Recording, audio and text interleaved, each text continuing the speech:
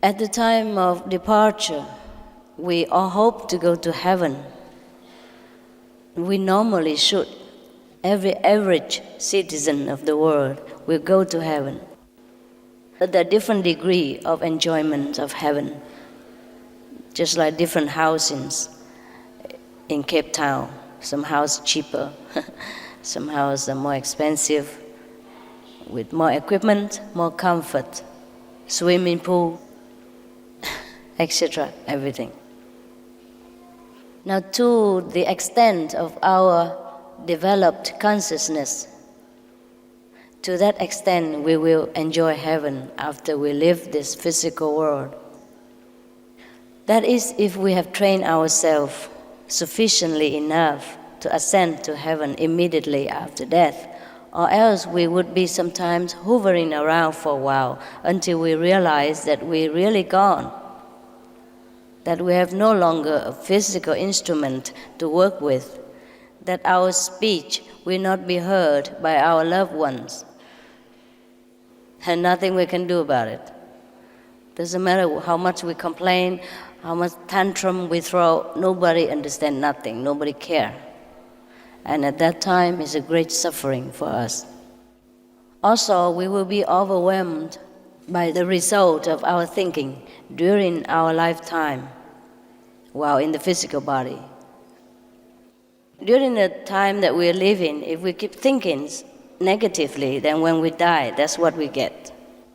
So when we die without preparing, without meditation on positive power, without connection with God's power, the negative thinking that we have during a lifetime will overwhelm us and take us to unpleasant places. And that's why people say there is hell. We could also escape from that hell if we are conscious enough at that time to walk out of our own prison. But most of the time, we have not been prepared, so we're weak. We're not strong enough to do that. So we have to stay in that negative atmosphere for a while until it dies down. Now there's another kind of pressure for us even. Not just that, not just our own individual created negativity or pressure or atmosphere or sphere.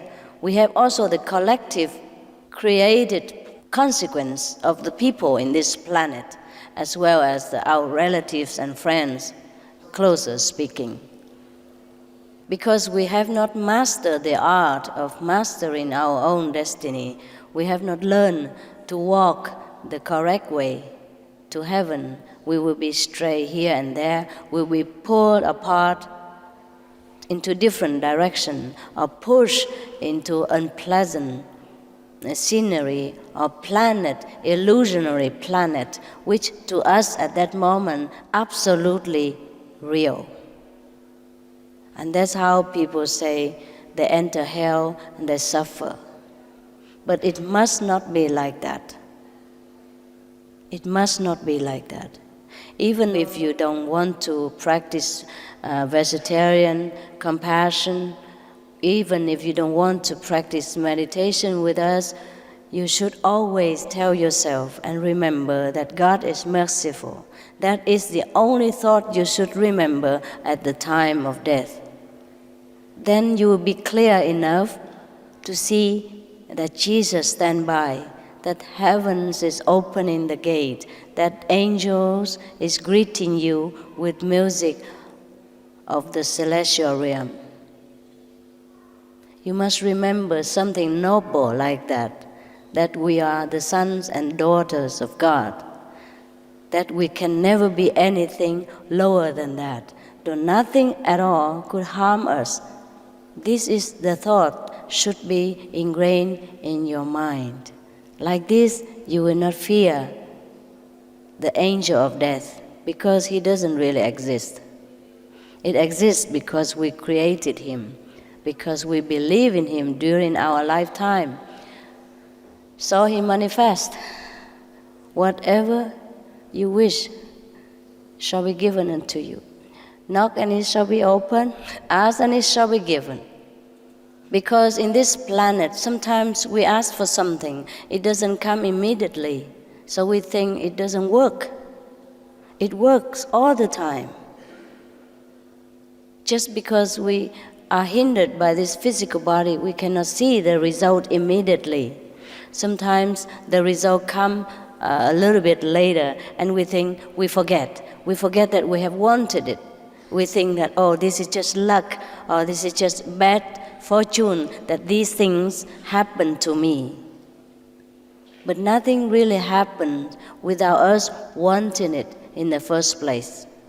Also, of course, if we're not strong enough in our will, then the karma, the collective consciousness of negativity or positivity also affect us in daily life as well as the time of departure. In our daily life, we are more shielded by this physical ignorance. At least we do not know something bad's coming. But when we live this physical protection, we will see everything. Everything affects us immediately. If we die and the loved ones was crying and lingering and missing us so much, and they cry and they suffer, we will feel it exactly as if we are suffering. That's why during the time of the loved one's departure, maybe the best is that we should just pray for them to go to heaven and enjoy and be liberated, and not praying, crying and lamenting and missing them so much, because that will make them also feel very miserable and delay their departure to the higher dimension. Death should be celebrated, not mourned for, because that is our final liberation.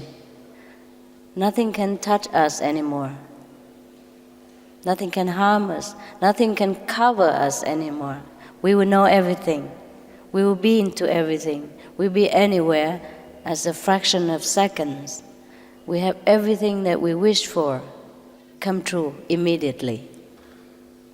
But in order to prepare for a higher reward than just this, we should learn the art of mastery of our own destiny, of our own future, create our own heaven, prepare our own future, and do not let the atmosphere of other people or the bad karma of other people influence us, because we are the master. We are the children of the ocean of love of God. We have dignity. We should walk like a God. We should act like a God. We should think like a God. It's not easy because we have forgotten how to do that. But it's only a habit. And habit can be trained, can be broken also with time. During our busy activities, of course, it is difficult for us to control our thought and to train ourselves again into the glory of how we are. That's why we have to choose a little time span during our busy schedule to be quietly alone with ourselves, with God. At that time, we can concentrate our power of thinking. Then we can correct the habit of our thought and make it positive. And day by day like this, we will become the son of heaven again, as it really is. That's why we should meditate every day, not just after initiation, because after initiation you're liberated already. You are a free man. You really are a free man. No one can touch you anymore. But in order to have a smoother life here and to enjoy heaven while we are still breathing, in order to remember, retrain ourselves into the Prince of Heaven, we must remind ourselves every day. It's not even enough because we have been reminded time after time, long time, how bad we are. So now we have to remind us again how good we really are. And that's why it takes time. It takes everyday practice to remember this. You're not going to learn anything. You're just going to remember. Because there's nothing for you to learn. You are the king of heaven. You're part of heaven, part of the whole universal power. There's nothing you cannot do. Just take time to remember it again. I'm here to help you to remember. And it's not as difficult as you think. It's easier than making a living. It's easier than driving a car. It's easier than sleep. So it would be to our benefit that we should try. Because it's so easy and simple. To some of us who could devote the whole heart and mind into regaining heaven, we can give you the whole instruction. And you meditate like 2-3 hours a day, or as much as you can. Like cut down a little of sleep, talk less on the phone, watch only important news on TV, and don't just sit there and watch whatever, n'importe quoi. So then you will have a lot of time. We will find that we have a lot more time to spare if we cut down many of the unnecessary activities that we used to do just to kill time. Now the time we don't have to kill, we use it to live. We use it to resurrect our soul. Then not only we feel good and bless ourselves, we will bless others as well. Habit is hard to break. We all know that. But it doesn't mean impossible. Before I couldn't drive a car. I just had license recently. And when I could drive the car, I feel, my God, I feel like a human being. I feel like everybody else in this planet. I was so proud. I want everybody to see that I'm driving. Because I trained myself. First time I failed. Second time I failed. Third time I succeeded. Even to learn driving, it takes so long. It takes effort, money, and concentration. I still can do it. Yes, still can do it. Many other things like learning English, even learning to walk. We were born crawling, not even crawling, lying, helpless. As a baby, we know how to try. We try to crawl, and then we try to stand up, and then we try to toddling around, then we try to walk, and then we run, and then now we fly even. Everything is a process of learning. To a baby, it must have been impossible to see the adult running or riding bicycles or driving, jumping around, dancing. But to us, it's easy because we have tried, we have trained ourselves. Similarly, to go to heaven, we can train like that. It looks difficult at first, but it isn't. It is more difficult if we try ourselves, but it's not difficult if somebody else already know how and show us on-hand experience, on-hand teaching. It's very simple. That's why since ancient times, God has sent a lot of teachers to show us the way because we have forgotten. To show us the way doesn't mean that person is better than us. We call him or her teacher just because in the beginning he teach you something. So we call them teacher in this planet. If somebody teach you something, we call them teacher of English, or, professor of mathematics. for example. But in the order of heaven, there is no one lower, no one higher. Just someone who walked the way first and show the one who walks later. And someone who knows the way already show us is easier, is less stressful, and more sure and quicker. We could try to walk back to heaven ourselves, but then so many things we do not know on the road because we have forgotten, and sometimes it could be frightening. And that's why many people feel that they are not up to it, they're scared. But when you have somebody walking with you, holding hands and protect you and show you where the way to walk and where to avoid, then the road is more pleasant. You have companion. It's quicker, it's easier. So in short, I'm here in case you feel you want to remember again who you truly are. And there's no cost, no conditions.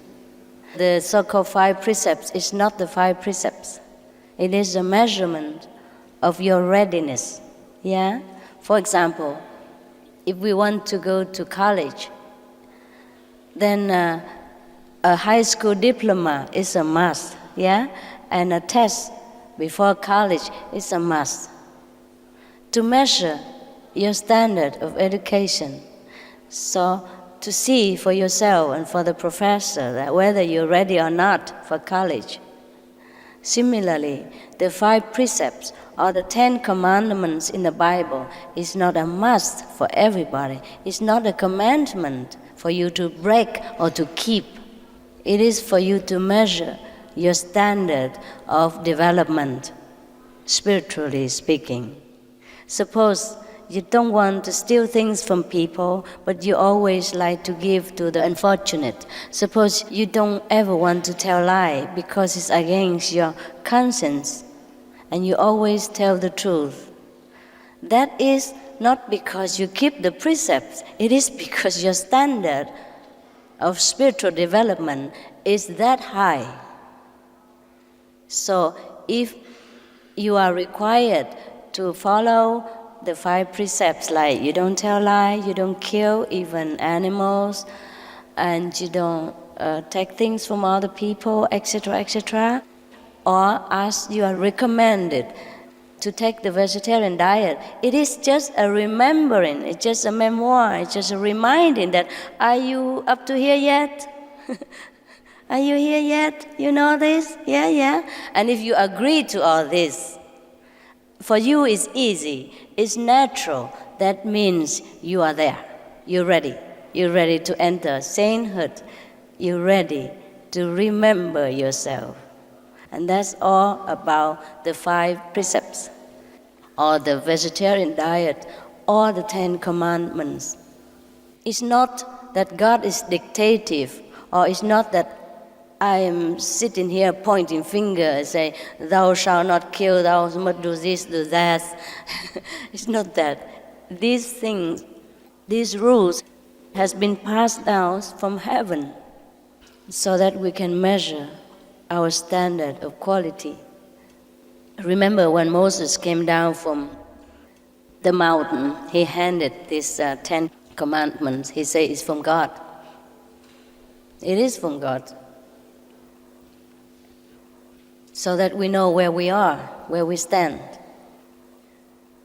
So it is not that you must follow me or else. It's not that. You don't even have to follow me. I just teach you once and you can remember all the time. You can do it alone. Unless you want to see me again or you're in doubt, then we will give you an ID card so that when you come, people recognize you and let you in, see me. Or you can write letter.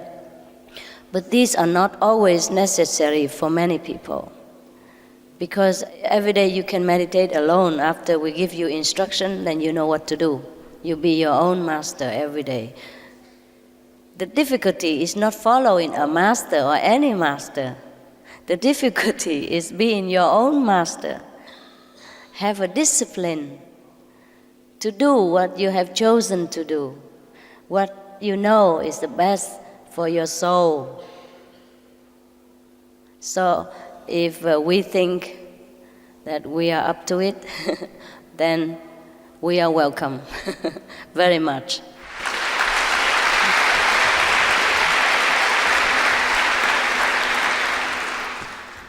During my speech, even if I haven't taught you anything, your soul will receive invisible instruction to yourself. So if you concentrate enough, if you simple inside enough, you see light already, see heavenly light already.